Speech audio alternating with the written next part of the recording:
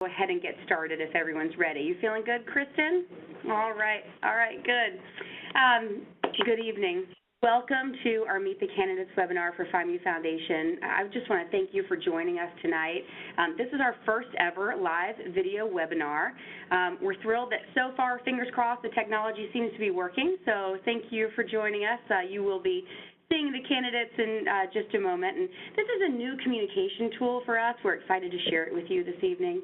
And if you're joining us from home, we found that you'd have the best viewing experience if you have a strong connection to a Wi-Fi network rather than using your cellular data. That seems to work best when we've tested this so far.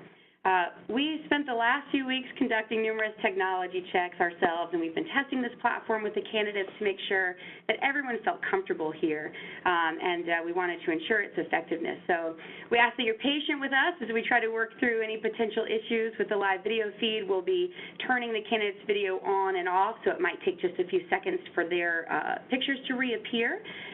But please remain on the line and listen to the audio through your computer if you can. But there's also a conference dial-in available, as you can see on your screen. That information would be well. If you need to dial in by phone later in the evening, if something happens with your computer connection, you'll have that line up there. Well, I think we can get down to business now that we've gone through the technology aspect. But the Board of Trustees elections are going to take place July 5th during the Foundation Business Session at FIMU National Convention in Las Vegas. Members of FIMU Foundation will elect 5 women to serve on the Board of Trustees for the 2018 to 2022 term. There were 5 women recommended by the nominating committee. They are Deborah Young-Maggart, Shannon Burns-Weaver, Jen Free, Mary Romeo Young, and Jen Wu. And there was 1 woman nominated by petition, Danita Morgan. That totals 6 eligible candidates for the 5 available trustee seats. Tonight, you'll have the opportunity to hear each of the candidates answer a number of questions. They were submitted by FIMU Foundation members, and they were selected by our parliamentarian, Pamela Meyercord.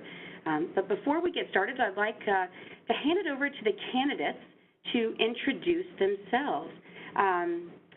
We're going to begin with Deborah. So Deborah, if you could introduce yourself and just say your chapter. So candidates, this is your opportunity to say your name and your chapter and just hello. I'm Deborah Young-Maggart, and I graduated from Western Kentucky University, and I'm a member of the Delta Tau chapter. Awesome, wonderful. All right, and now we're going to ask Danita Morgan if you would introduce yourself to the attendees here tonight. Hi, everyone. I'm Danita, and I'm a graduate of UNC Chapel Hill, and I'm a Gamma Lambda. Thank you, Danita. And Shannon Weaver.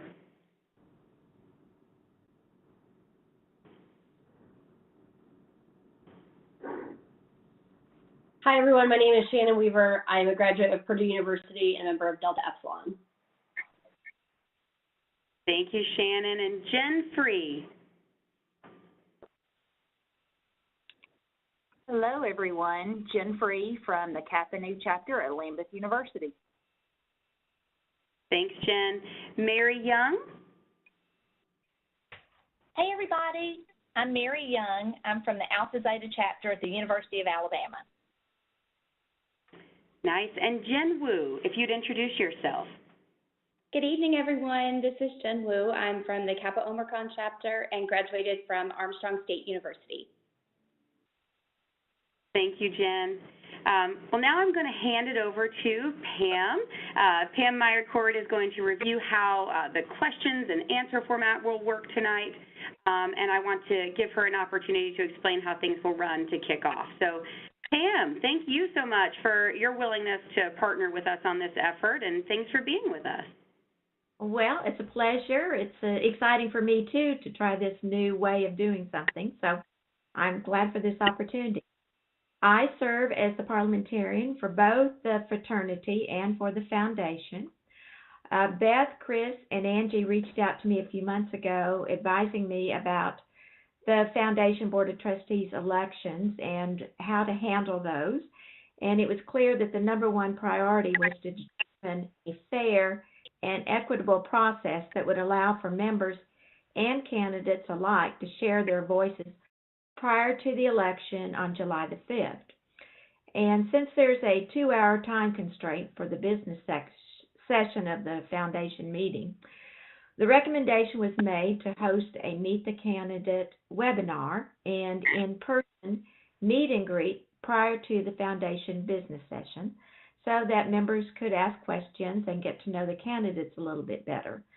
Both options offer a sound opportunity for members' voices to be heard while also allowing for the most efficient and effective use of time during the foundation business meeting. Prior to the webinar this evening, an independent accounting firm was hired by the foundation, not the one the Academy Awards use, but a different one, and they held a blind draw for the order in which our candidates will be answering questions. The order is as follows: Deborah Young Maggart, Danita Morgan, Shannon Burns Weaver, Jen Free, Mary Romeo Young, and Jen Wu. And the order will rotate, with the first person moving to the end of the line after that sequence of questions. So the order for each question will also be on the screen for your reference. And each candidate has 2 minutes to respond to each question, and they will receive a 30-second warning sound, along with a call for time when the 2 minutes are up. So hopefully we'll be able to get in a lot of questions in this time period that we have. So let's begin with the first question. Candidates, what lifetime giving level have you reached, and are you a member of a giving program? Additionally, if you could share where FIMU Foundation ranks in your charitable priorities. And we start with Deborah. Thank you. First of all, I would like to thank the nominating committee for nominating me and giving me this opportunity to be a important part of FIMU, and I'm looking forward to this. So, and thank you for having this webinar tonight too. I think this is a great idea. I am at the Carnation Club level. I think I've given over $3,000 to FIMU, but I've joined the 1852 Society as well. I have participated in the foundation as far back as I can remember. I've been a chapter advisor, and I've been to about 8 conventions, so I know that I have been working towards trying to support FIMU. I also have a daughter that is a FIMU, so I know that I've worked hard towards making sure that FIMU is an important part of her life and my life, and so I consider FIMU a big part of my giving. I try to help FIMU out whenever I can.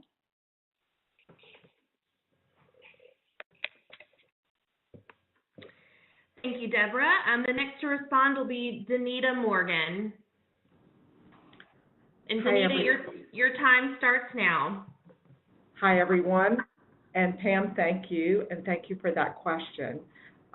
I've been giving to the foundation for many years. I'm a member of the foundation. I'm not a member of any specific giving level. Our chapter at UNC became inactive. And Danita, if you could unmute your video, just want to make sure we can see you too. There I am. Our chapter at UNC became inactive and had to go off campus for 4 years, and quite a few of us spent most of our time, 15 or more years ago, bringing our chapter back to campus, and I was the first chapter association president and still serve in that role. So for the last 12 years, the majority of funds that I have been able to give to FIMU have gone back into that chapter to bring it back. And I'm very proud to say our chapter is now the largest on campus. We have the Panhellenic president and the Athletic Association president. So our investment has paid off. But I do give to the foundation, and the foundation is in my estate plan. And when my husband and I updated those a few years ago, we went through and filled out all the forms at the attorney's office, and we were sharing them with one another. And I looked at his form and saw that FIMU was Got 30 seconds, Danita. thank you, his estate plan, and I just looked at him and he said, knowing what this has meant to your life, he said, I want FIMU to be in my estate plan as well. So it's a very, very high priority for us. Thank you, Danita. The next to respond is going to be Shannon Weaver.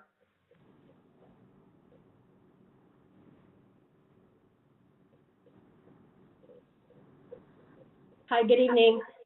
I have been giving to FIMU Foundation for the last 16 years. I was a founding member of Legacy League. I've been a current member of 1852 Society.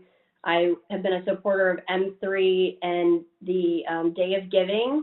And this year, I'm proud to say that I hit my sisterhood level of giving, surpassing $20,000 to Foundation.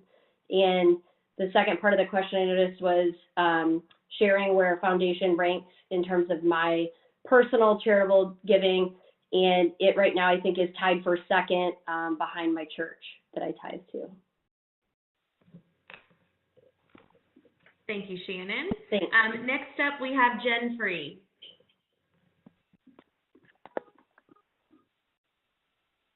I am between the Crest and Wesleyan levels. I am approximately $3,000 to $4,000 away from the Wesleyan level, and I've been a member of the 1852 Society since probably around the time that we built the headquarters.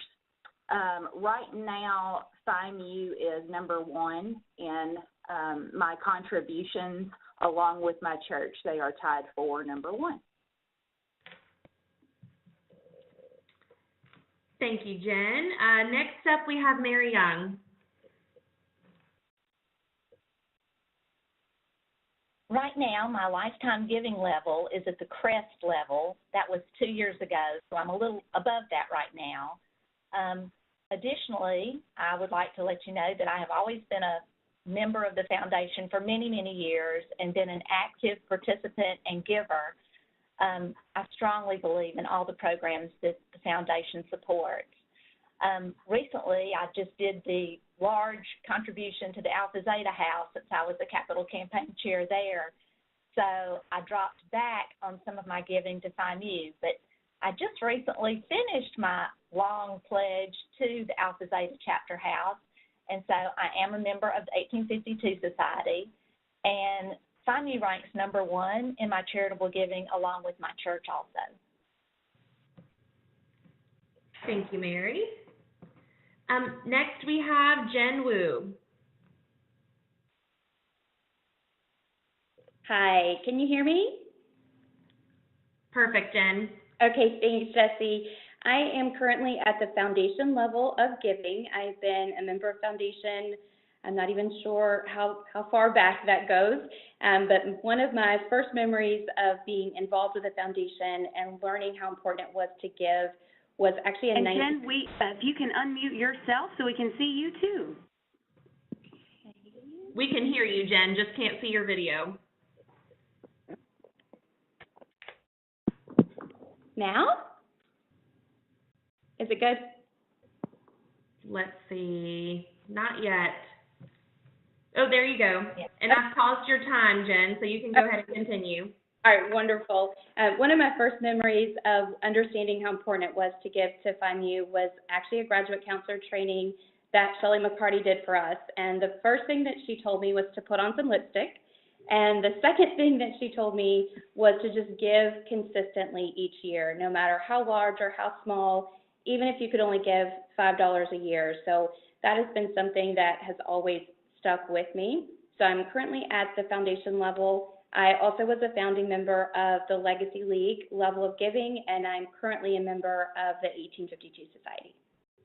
And as far as where FIMU ranks in terms of charitable priorities, I would say it is tied for first with a mix between church as well as the Humane Society and a couple of dog rescues. Thank you, Jen. That includes the responses to our first question. So, Pamela, I'm going to send it back to you to tee up the next question. Certainly good. We went through that round very well. So the next No. question is, as FIMU continues to grow and evolve, we become a more diverse organization. This is a priority for the fraternity. Why do you think diversity is important for our organization? And as a foundation trustee, how will you support the fraternity's growth in diversity of members and ensure we become a more inclusive organization? And Danita starts this round.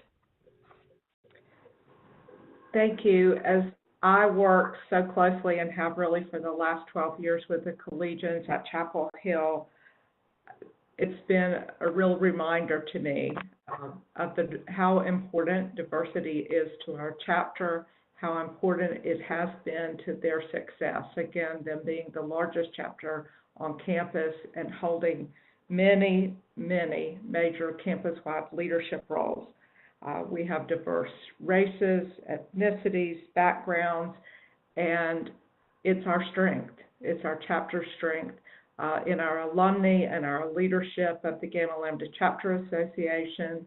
Those women on that executive committee are also a diverse group. So I feel like in both of those groups, diversity is our strength. It brings different perspectives, different viewpoints to the table, helps us make better decisions, and helps us be more successful. So all of that translates, again, beyond the chapter level, the chapter association level, to the national level. So I think when we have that diversity as well, it better prepares our sisters to lead in their professional life and their adult life when they leave campus. And personally, I have benefited so greatly from the FIMU experience that I want that experience 30 to seconds. be available to any woman who has the commitment to our ideals. So I would support that diversity and expanding that diversity in every way possible. Thank you so much, Danita. The next to respond will be Shannon Weaver.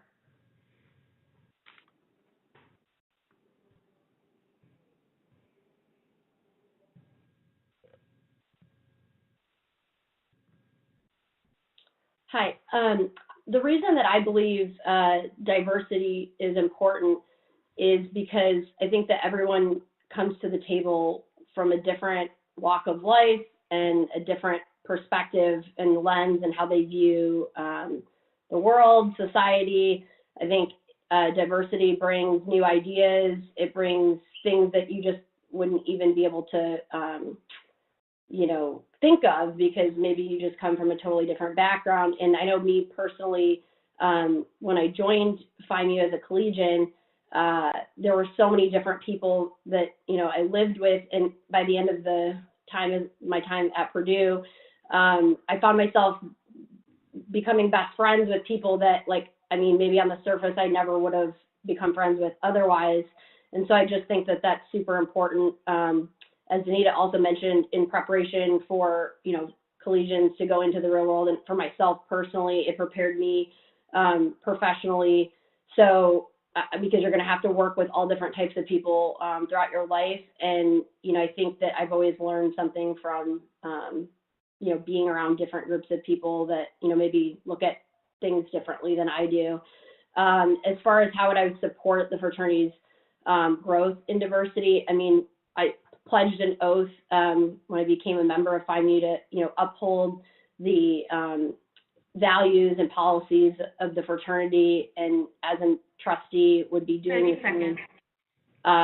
So I believe that, it's my oath and my duty to uphold the initiatives of the fraternity and the foundation to, and if that is for diversity, then that would be my responsibility if elected. Thank you. Thank you, Shannon. Next up, we have Jen Free. I think that being a diverse organization is the best thing we can be.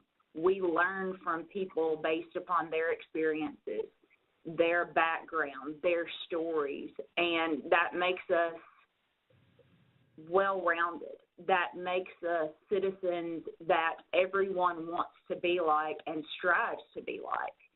And what I would do to support the fraternity would be, number one, continue to give, because there will be opportunities where the foundation might be able to give a grant to the fraternity for education, for training, things of that nature. And I would also want to be a part of those opportunities and listen to webinars and ask questions about what we need to do as individuals to understand where the organization is going and what the organization is expecting from us as members.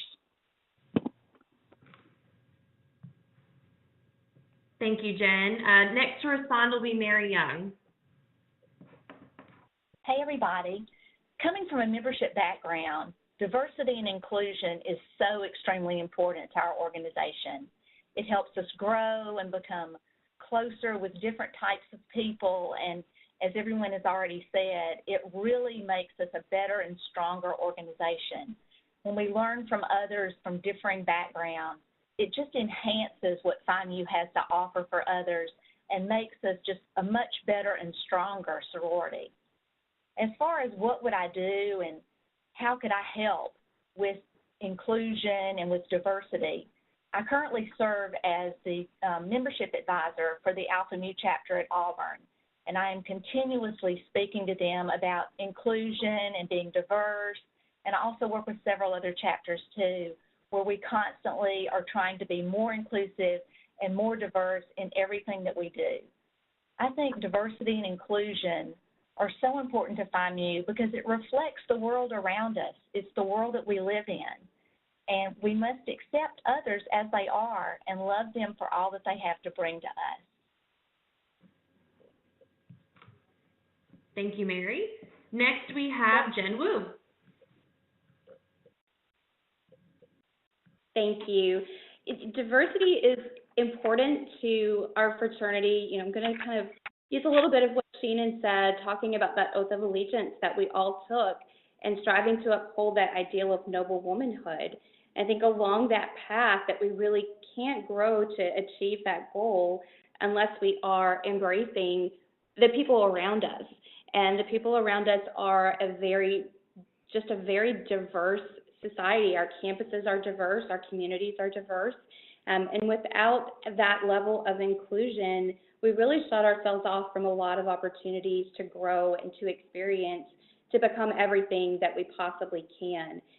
With that, if elected as a trustee, my commitment would be to continue to give to the fraternity and to the foundation, as well as to encourage others to do the same in support of programming for our collegiate chapters, to give them the tools to become better leaders, better recruiters, and all of those strengths that can help them to grow their individual chapters, as well as to grow the fraternity to ultimately embrace that goal of noble womanhood, and including all of those women on our campuses who have so much to offer. Again, Shannon said she has a lot of friends that maybe she would, on the surface, would not have become friends with initially. I think my FIMU experience has brought me to a lot of the women who I talk and see and speak with on a daily and a weekly basis from all parts of the country, from rival campuses that maybe I would not have even considered. So all of those demographics from small to large who really make up who we are and allow us to be able to contribute. So thank you. Thank you, Jen. And the next to respond will be Deborah Maggart.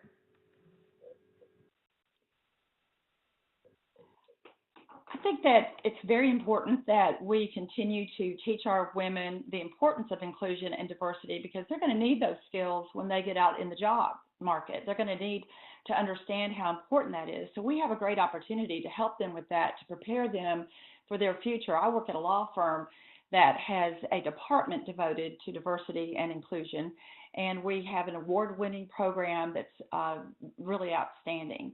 And so I know from that how important it is that when you go out and get a job, in today's job market, people expect that you are equipped to work well with others, because in my line of work, it's important to my clients that I'm able to do that. So I think it's important that the fraternity, that the foundation, that we continue to come up with programs and ideas to help our young women understand the importance one of the things that I am very thankful to FIMU about is that I got to make lifelong friendships with people from all over the country, not only in college, but like even tonight, through my work as an alum, as a chapter advisor, going to all these conventions. I've met so many people from all over. And so it teaches you, FIMU teaches you how important it is to recognize that not everybody thinks like you, not everybody has the same background that you do, but that we all bring something to the table, and that's just very important, whether we're working in our sorority or if we're working out in the community and out in our jobs. Thank you, Deborah. That concludes the responses to our second question. So, Pamela, back to you to tee up our next one. Right. Okay. And this one, Shannon will begin. And the question is, what is the greatest asset you would bring to the Board of Trustees?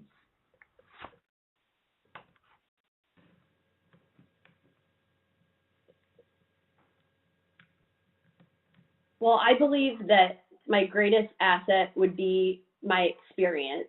And when I say experience, I mean specifically within FIMU and my professional experience. Obviously, as a collegian at Delta Epsilon, I served both as a philanthropy chair, ritual. I also was chaplain. I went on to work for the fraternity as a chapter consultant.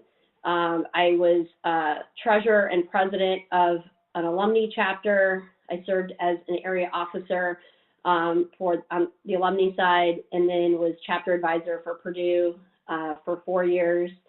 And during that time was awarded Chapter Advisor of the Year by Purdue's Panhellenic Association, and have also obviously been experienced in leading by example in my giving to FIMU Foundation, but probably most importantly, specifically to what the Board of Trustees is going to be tackling over the next 4 years, I believe my professional experience is what makes me a great asset to the Board of Trustees. I've been in outside sales, in technology, outside sales and recruiting for the last 14 years. I've generated personally over $58 million in revenue in the last 9 years for my organization, overseeing over a region of over 30 employees. I'm used to managing large teams. I'm also comfortable cold calling and soliciting business, or in this case, funds from potential donors. There hasn't really been a goal that I haven't been able to achieve professionally, not to brag, but that's just, I feel like, a strength of mine. And I feel like given the capital campaign that will be kicking off, I'm excited to be able to use my professional expertise to help the foundation raise the funds that they're looking to grow. Thank you. Thanks, Shannon. Next up, we have Jen Free. I believe my greatest asset would be my willingness to ask questions.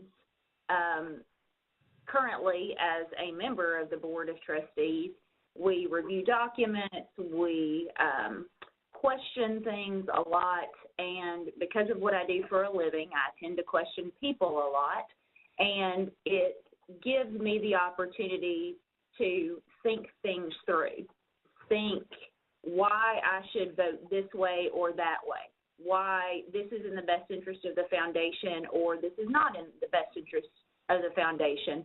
So my willingness to question things and not take no for an answer, I think, is my greatest asset. Thank you, Jen. Next, we have Mary Young. Hey, everybody. So my greatest asset would probably be my experience also. I have worked so long with so many different, can you hear me okay? Okay, sorry. Anyway, I've worked really a long time with lots of membership people, through the membership department, I guess is what I'm trying to say. And I've met women from all over the country. So I'm getting background. Are y'all hearing Candidates, if you can make sure that your lines are muted. Mary, I've paused your time here, but if everybody can make sure their lines are muted, please. Okay, sorry. Sorry about that, Mary.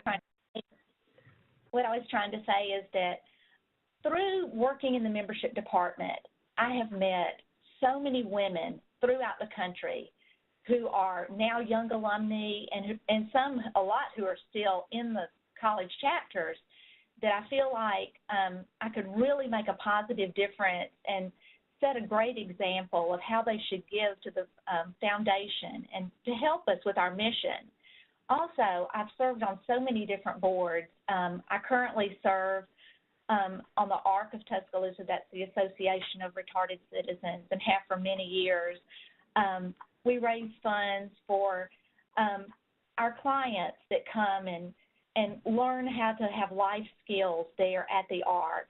And I'm also a board member, like a Nick's Kids Foundation. That's Coach Nick and Terry Sabin's foundation, where just this past year we raised over $50,000 just to give back to different children's organizations.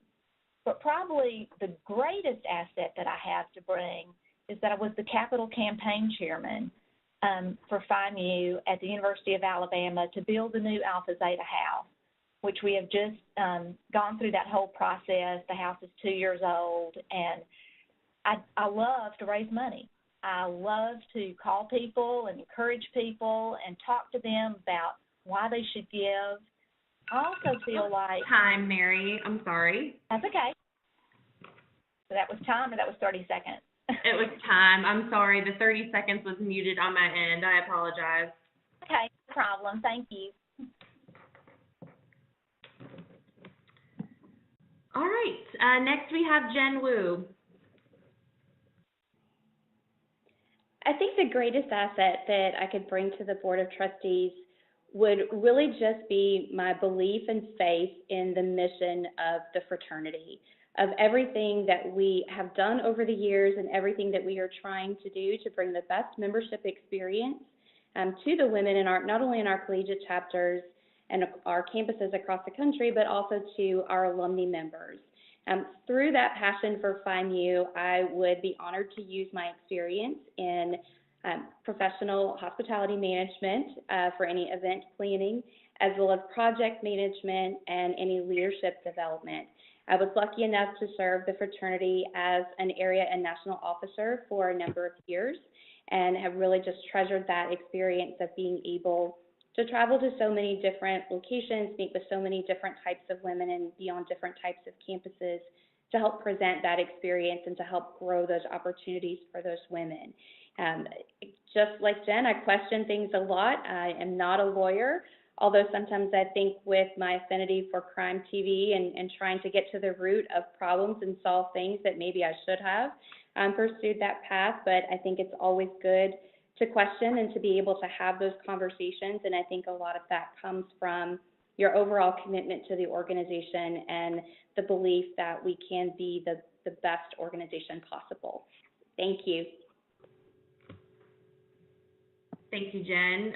Next up, we have Deborah Maggart. I think the greatest asset that I bring to the Board of Trustees is I'm not afraid to ask people for money.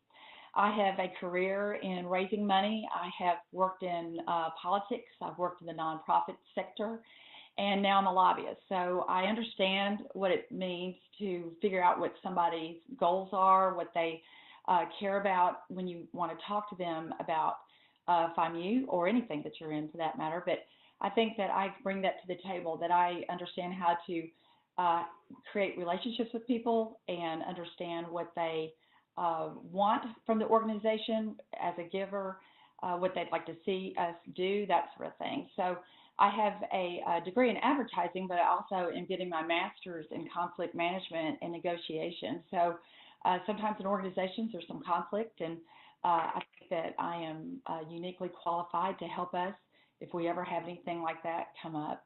I think that another asset that I bring is that I can travel. The law firm that I work for, we have offices in 12 states, and a lot of those states happen to have a lot of FIMU chapters in them. So my employer is delighted that I was nominated for this position, and so they are very supportive of the fact that I will need to travel. So that's something that I think that that I can bring. So I'm able to bring my time to the table. I can stand up and speak in front of groups. I have, as I mentioned, this degree. 30 seconds. So I know how to facilitate meetings. So again, I am not afraid to ask people to donate to a good cause. Thank you, Deborah. Next up, we have Danita Morgan. I believe the greatest asset I really bring to the foundation is expertise in philanthropy. I have a lifetime of experience, professional experience in leading nonprofits in philanthropy. I'm the Vice President for Development for Habitat for Humanity of Wake County. We are the second largest Habitat affiliate in the United States. My team raises $4.4 million every year, and I'm a member of the leadership team, and I have the strategic planning skills to put a philanthropic plan into action.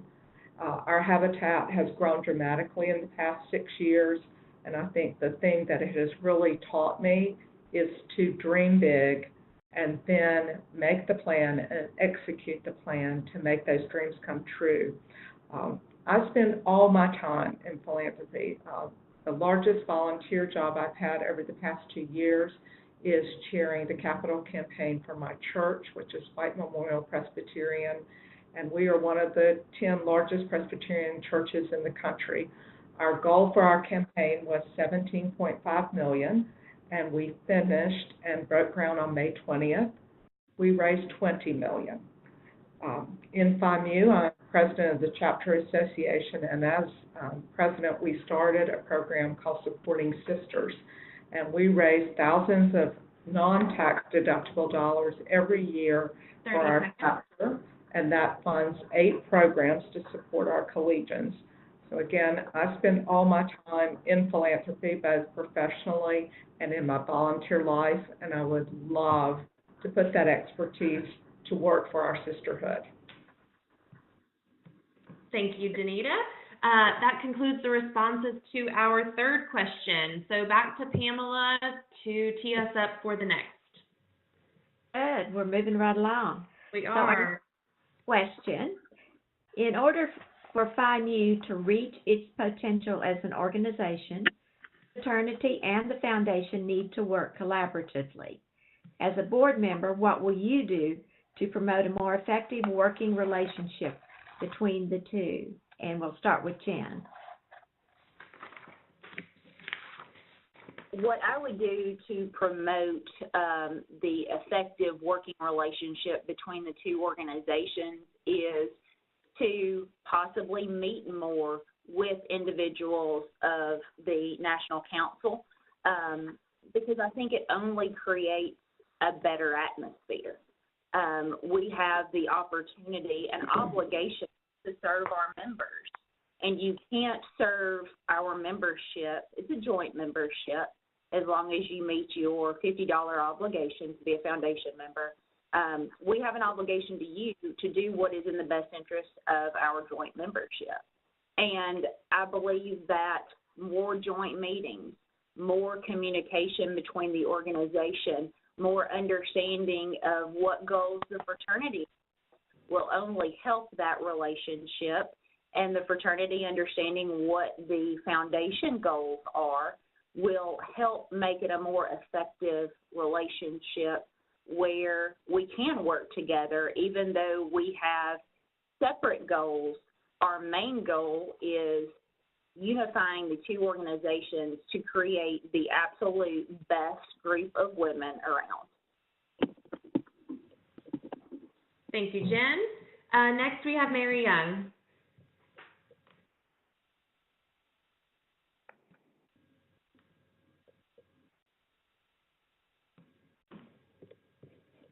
Mary, if you can hear me, you are still on mute. I am so sorry. Okay. What I was going to say is that I echo exactly what Jen just said. I feel exactly the same way. Since serving on National Council, I know the importance of the council and the foundation board of trustees having joint meetings just to discuss our visions, and where we're going, what our goals are, so that we can support one another. We must have collaboration, and it must have open lines of communication for us to both be successful, because after all, we are working together, and we're sisters helping sisters. And that's the most important thing, is just to be open with each other and work together to get to the point where we can assist the majority of our members that are in need, whether it be scholarships or whether it be through the Heart and Hand Fund, but also through the leadership programs that we at the foundation help sponsor for the fraternity, especially working with the chapter consultants. I mean, thank goodness that the foundation is there to help with the chapter consultant program. It is so beneficial to all of our members in all of our chapters to have those women there for help. So definitely open lines of communication, meet more often, be totally transparent about what direction we're both going in, and try to help each of us get there, because we are one sisterhood. 30 seconds. Oh. Okay. Thanks, Mary. Next to respond will be Jen Wu.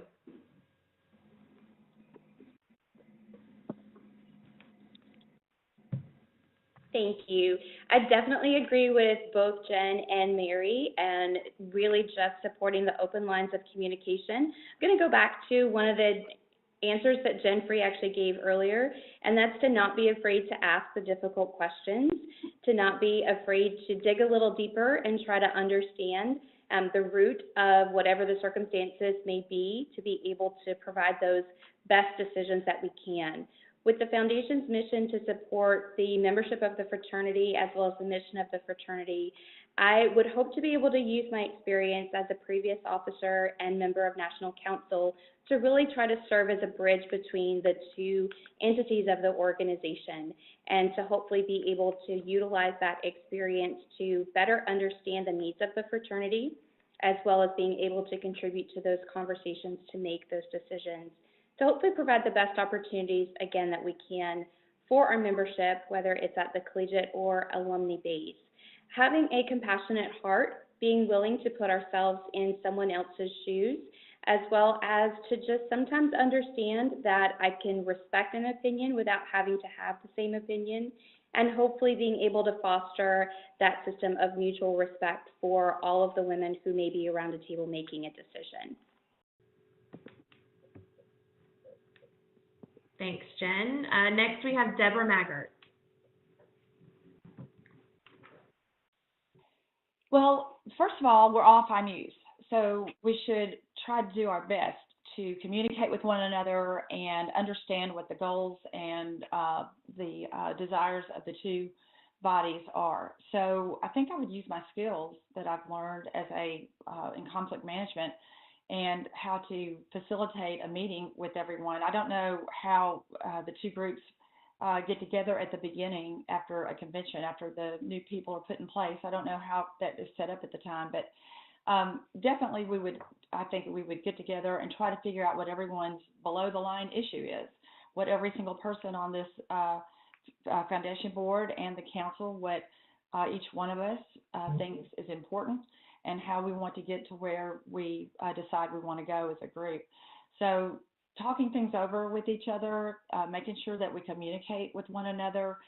When there's a problem, there is absolutely no reason why we shouldn't be able to work things out between the two organizations. So I would have to learn a little bit more about what we do after the convention is over, how we get together. But absolutely, if there's any kind of conflict or any kind of issues that come up, I mean, they need to be dealt with immediately and in a fair way, and then put behind us so that we don't get hung up on whatever that was, so we can move forward and do what's best for FIMU.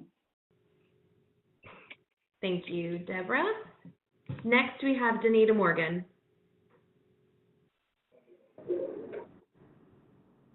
When I think about these two groups working effectively together, I think of three things. I think of communication, interpersonal skills, and strategy. In effective collaboration, communication is the first step. And in philanthropy, being successful, the first step is telling the story.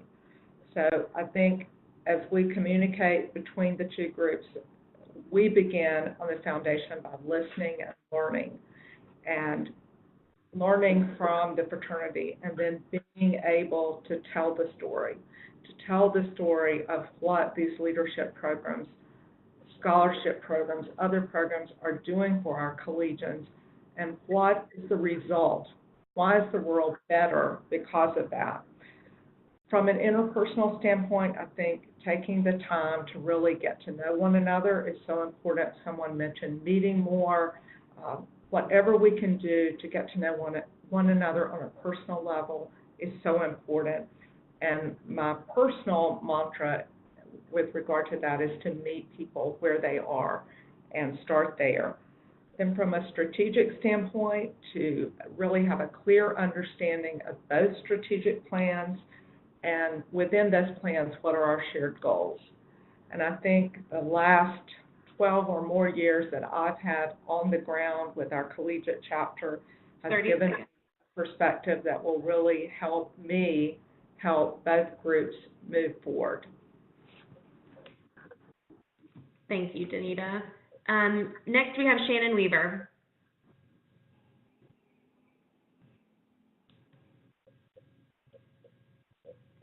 And Shannon, if you can hear me, you are still on mute. Oh, there you are. Oh, am I unmuted now? No, you're good. Okay. So as I've been thinking about this question, I thought it was interesting because I didn't realize maybe that the fraternity and the foundation maybe weren't as collaborative as they could be. So, but I started thinking about it, and, you know, when I think back to being a collegian, you know, the foundation chapter development, I feel like was something that you did to get your points on your report, but it wasn't something at a collegiate level people were maybe super enthused about. So I know this is probably big picture, and I don't know how realistic it is, but just finding a way to develop, I think, you know, for the two groups to work more collaboratively, you know, long term, I think it starts with, or it's from the collegians being more engaged in what the foundation actually does and making it something that's considered fun and exciting, much like the enthusiasm I think we've seen from like the number of people that were nominated to serve this year on the Board of Trustees and that, you know, are now running.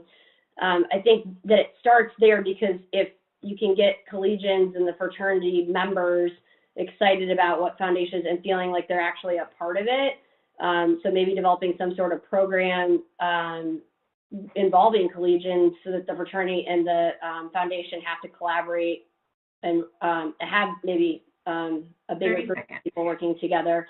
Obviously, echoing what everyone said in terms of, you know, working together, I think, you know, obviously seeking first to understand, you know, each group's strategic initiatives and goals. And I think they definitely need to align with one another because we're working in tandem. So I think that's super important. I think being able to be a good listener, being open to different perspectives, because there are different agendas for both groups sometimes.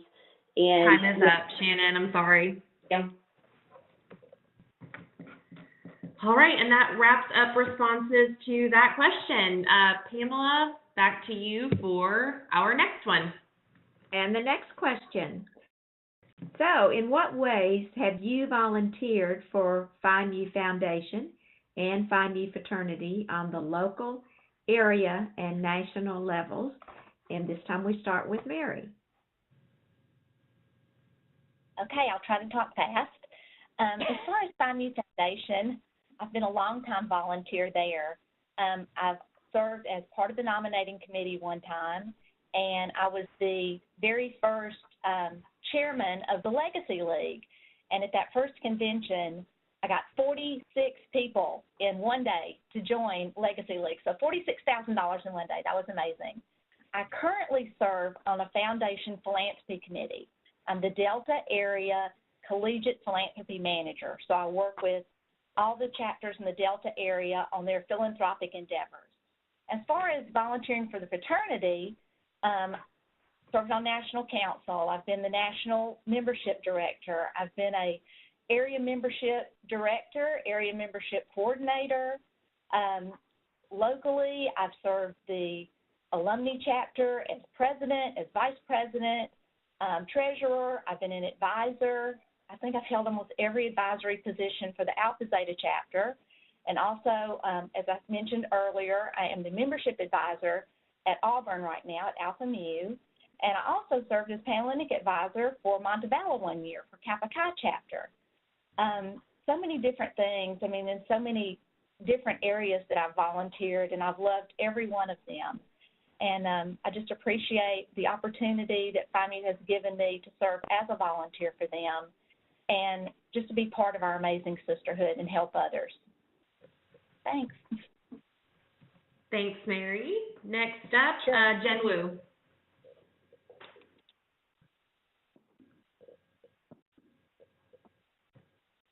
My very first non-collegiate FIMU experience was courtesy of a scholarship that was provided by FIMU Foundation. And my first experience outside of the collegiate world was being a graduate counselor for MU chapter at Burnell University. And thanks to the generosity of so many donors before us, I was able to support that chapter for 2 years while I was in graduate school. After that, I kind of moved around a little bit as an area director in the finance department, as well as in the membership department, and then made my way to operations. After that, I served on National Council for 2 terms as the Collegiate Vice President for Operations. And after that, really worked on a lot of social projects for the fraternity, from discipline to leadership development.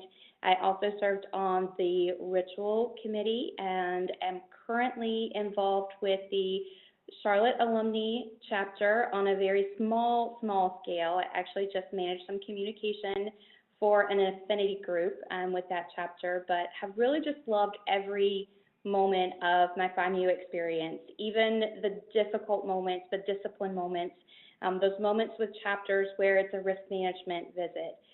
Just that opportunity to engage with women on such a personal and yet organizational level to help them really develop into the best women and chapters that they can be. And along the way, I think I have probably learned more from the women I've come into contact with in FIMU than they have probably learned from me. So I'm very grateful for that experience. Thank you. Thanks, Jen. Next up, we have Deborah Maggart.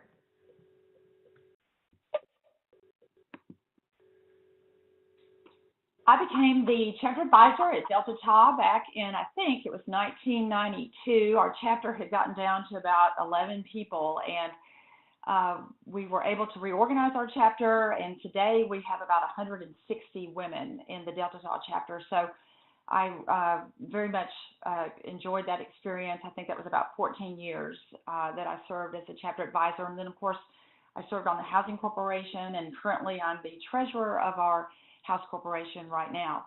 I am a member of the Nashville Alumni Chapter. I was recognized as the Nashville Area Panhellenic Greek Woman of the Year a few years ago. My chapter here nominated me for that, and I appreciate that very much. I've been a lifetime member of the foundation ever since I got involved as a chapter advisor. As I mentioned earlier, my daughter is a FIMU, so I have done things at her chapter, which is at the University of Tennessee, the Kappa chapter, as a parent. And I also worked with the Belmont chapter here in Nashville, our Theta chapter. I had participated when they needed us for initiation. I have emceed several of their events. I helped when that chapter became a colony. I participated in the colonization of the Theta chapter when we went back on Belmont's campus. So I have done so many things. If I knew, I can't think. I'm afraid I can't remember them all. Oh, I know. I've served as an area membership director as well as an area alumni director. So I've been involved on the chapter level and the national level as well. Thank you, Deborah. Next, we'll have Danita Morgan. Thus far, my service with FIMU has really, again, focused on the Gamma Lambda chapter. on the foundation level, just encouraging sisters to apply for scholarships and really helping them apply, written recommendation letters for them, and also working with the chapter when we needed to reach out to the foundation for help with a sister who had a hardship. From the fraternity side, I worked with our leader, Deborah Pickrell, and again, reestablishing our chapter more than 10 years ago, and was on that committee to reestablish the chapter. We've taken it from 0 to 200 members. I was the first president, and I'm still the president of the Gamma Lambda Chapter Association. I did take a couple years off from being the president to raise funds for the chapter's 50th anniversary at UNC, and that anniversary celebration was the largest sorority anniversary celebration that had ever occurred at UNC, and it's really become a national model for FIMU. And then again, as on the chapter association, just raising funds for our 8 programs. And also, as the president and living just 30 miles from the chapter, I'm really over there for everything. We're not just a committee that raises money and sends it to them. I'm there for initiation, for 3D, just to celebrate with them, have dinner with them, and I'm just really grateful for the opportunity to take that involvement to the next level. Thank you, Danita. Next, we'll hear from Shannon Weaver.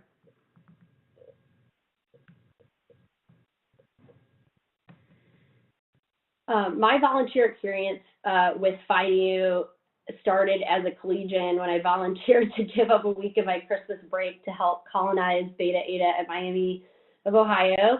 And then I housed a chapter consultant, and little did I know that my life was going to change and I was going to work for the fraternity the next year as a consultant. I went on to move to South Florida, where I served as Broward County Alumni Chapter Treasurer, President. I went on to be an area officer for Central and South Florida. Along the way, helped Florida International University with multiple recruitment workshops.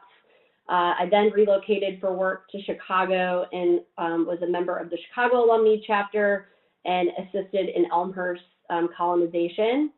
And then we relocated to Indianapolis to be closer to home, and I served as Delta Epsilon membership and chapter advisor. I currently serve as their Panhellenic advisor. I took a break when I found out I was pregnant with my twins and just stepped down into that role. And really my experience in volunteering with FIMU has been mainly on the fraternity side, but obviously having participated with Foundation through my gifts. Thanks. Thank you, Shannon. Next, we'll hear from Jen Free. Well, I was the membership advisor and the last chapter advisor for the Kappa Nu chapter. I had the opportunity to close my chapter, and that really brought home why I loved the organization. I have served on the Constitution and Bylaws Committee, and I had the opportunity to serve as the provisional member chairman a couple of years ago. As far as the foundation is concerned, I have served on the Strategic Planning Committee, and we were able to develop some main goals in the strategic plan here, I guess it was April, and I have served for the past 2 years as the Secretary-Treasurer of the Board of Trustees. Probably my favorite volunteer position so far was my position on the Scholarship Committee. I had the opportunity to review scholarships and help decide which women were going to receive scholarships from the foundation, and it made me truly want to give more money because I saw that there is such a need for our women. Decided that I needed to give more and do more for the organization because of that committee position. Thank you, Jen. That concludes the responses to our 5th question. And I think, Pamela, we have time for one more. I think so. We've been doing pretty well. So our last question of the evening is, what are your top 3 goals for the foundation that you are looking to achieve during your term as a trustee?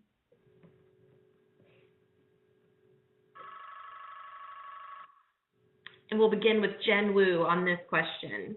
Jen.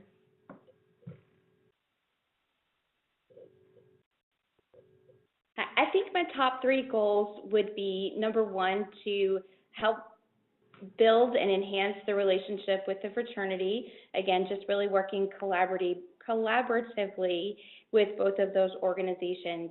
My second goal would really be to increase donors, not just those women who were looking for the opportunity to make a major gift, but that woman who maybe hasn't donated in a long time.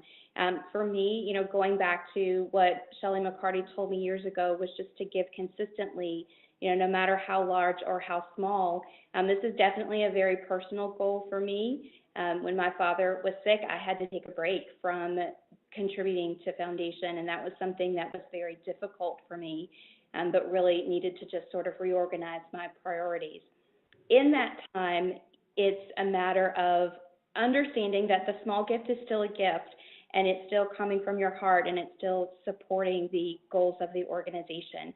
So one of my goals would really be to encourage those women to start, even in the smallest of steps, to support the fraternity through giving to the foundation. And finally, my last goal, I think, would probably be just to feel like I have done good, that I have done well for the fraternity, that I have supported the foundation, and that I feel like I have made a difference. Thank you. Thanks, Jen. Next up, we'll hear from Deborah Maggart. I think that one of my goals would be to help us re-engage our lapsed efforts that we've had around our capital giving campaign. I don't think we've had one of those in quite some time, and I think that that's a major campaign that's very important to our fraternity, and so we need to perhaps figure out how to get that back on track.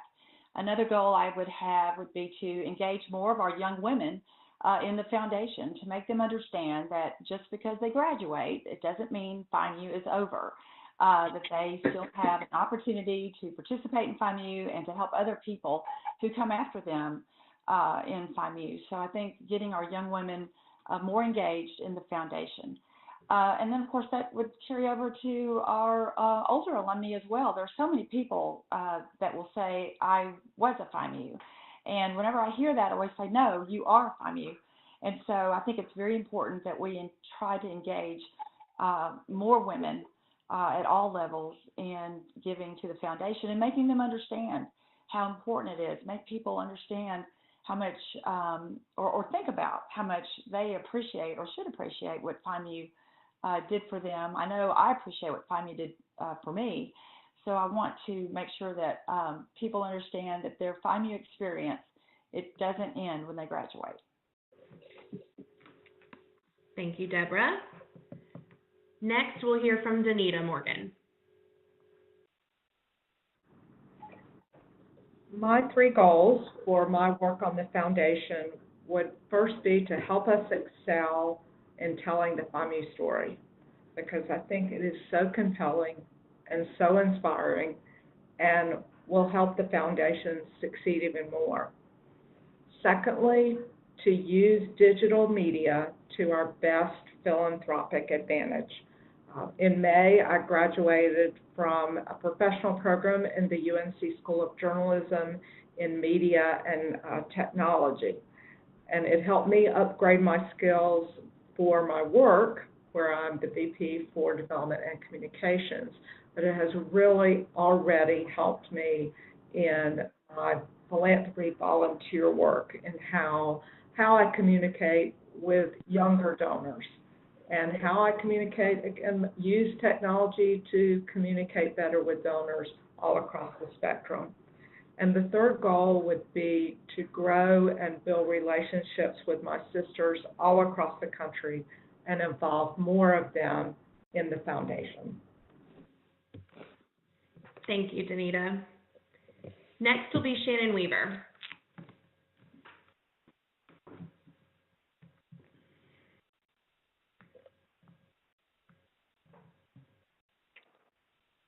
my goals would probably be largely centered around exceeding goals. So some of the goals that I have would be, I don't know what the goal of the capital campaign is yet. I'm not sure if that's even been determined, but exceeding whatever that number is.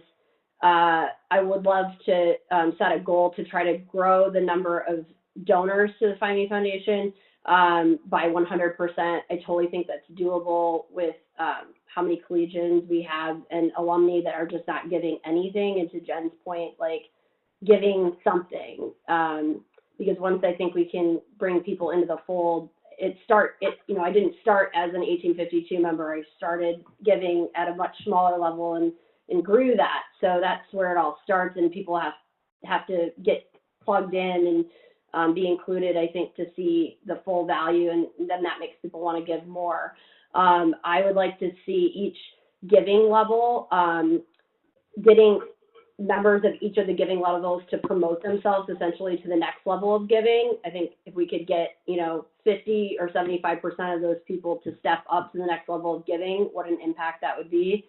I think developing a program for the parents of our collegians to give to the foundation. I know they give a lot of their money to the fraternity for their daughters to be members, but what a network we could tap into, many of which probably are looking for charitable donations for tax purposes. And obviously, through the question that was asked earlier about bridging the gap between the fraternity and the foundation, figuring out a way to develop a program that gets more of the collegians involved. I think they've done a great job up until now compared to like maybe when I was a collegian, but expanding upon that. Thank you. Time. Oh, perfect. Thank you, Shannon. Next, we'll hear from Jen Free. My number one goal would be to raise funds. I tend to dream big, and my goal is $24 million in a biennium. It's going to take a whole bunch of help to be able to achieve that goal, but I feel like we've got to dream big. So $24 million in a biennium. My second goal is to communicate the mission of the foundation more often, and as Kathy Williams would say, a little bit louder, because I feel like the more you talk about what the mission of the foundation is, the more likely it's going to encourage people to give if they understand what the mission of the foundation truly is. My third goal would be to promote how the foundation benefits its membership and the fraternity. I believe some of the other candidates have said to be able to tell that story, to bring it home so you know why you are giving to the organization. So if we promote more of what benefits are occurring, it would make things wonderful, and again, more donors. Thank you, Jen. Next up, we'll have Mary Young. We're at a very crucial time in our sisterhood right now, and especially in the foundation. Our number one thing I feel needs to be raising funds, and that may mean finding new ways of fundraising and engaging more of our members to give, increasing our donors, which is what's been said over and over, starting at, the earliest level, which, the new members that just pledged. But I really think there's a niche that we need to kind of go after and coddle our older members. I think so many times there's a disconnect, and they feel like, they're being left out or they don't know what's going on. So I think, secondly, it would be to engage our donors more and to keep them in the loop as to what's going on and how funds are being spent and what the need for the funds are. I think if we're more transparent about why we're asking you for your hard-earned money, I think people are going to be more willing to give. I think, raising people to be lifetime givers to the foundation is super, super important.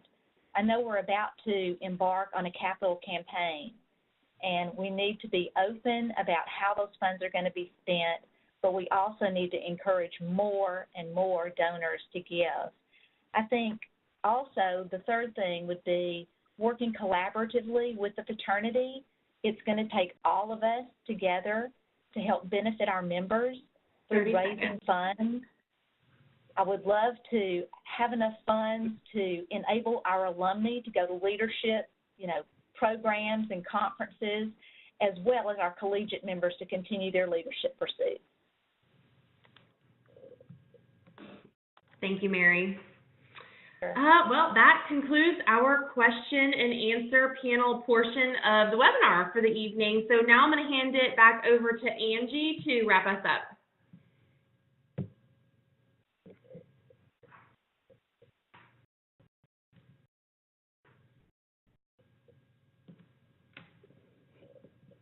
Hang on. That's Hang okay. on. I know. Can you see me now? Can't see Can you you yet, see me but now? we have just a few second delay. You're live now. Okay. Well, I'm sorry. Well, we just want to thank everyone. These questions, the candidates did not know these questions ahead of time. I know this has been a challenging night for them, and I just want to thank all of them for sticking through this process with us as we manage our first contested election in 18 years here at Find Me Foundation. We are thrilled to show that there were 91 of you. It looks like 86 now, but there were 91 attendees watching tonight. But if anyone missed it or if you'd like to see this again, we will be posting this on the Foundation website, and it will be in the document library, which you'll be able to find up in the top tab on our homepage at findmefoundation.org. So you can watch this again. You can refer this to other members. Probably give us till tomorrow to get that posted, but we'll get it up there. I want to thank the staff, want to thank Jesse. What a great job you did tonight, keeping time in your newscaster voice. Pam, thank you so much for joining us. And I want to thank Kristen Toffanelli and Mary Askew, who are here at the headquarters doing a technical production role. So grateful for that, our staff and our board as well. This has been an exciting process. We've been excited to share this opportunity to have this webinar with our candidates tonight. Candidates, thank you all. We're grateful for your voice, for your perspective, and thanks to the members who shared questions. We appreciate you sending those in. Some of you may have recognized those questions that were read tonight. We're grateful. We are ready to go to Las Vegas. We'll see you soon there. We look forward to celebrating FIMU Sisterhood with you, and we'll see you soon. Thank you so much. Thank you. Thanks, everyone. Good night. Thank you all.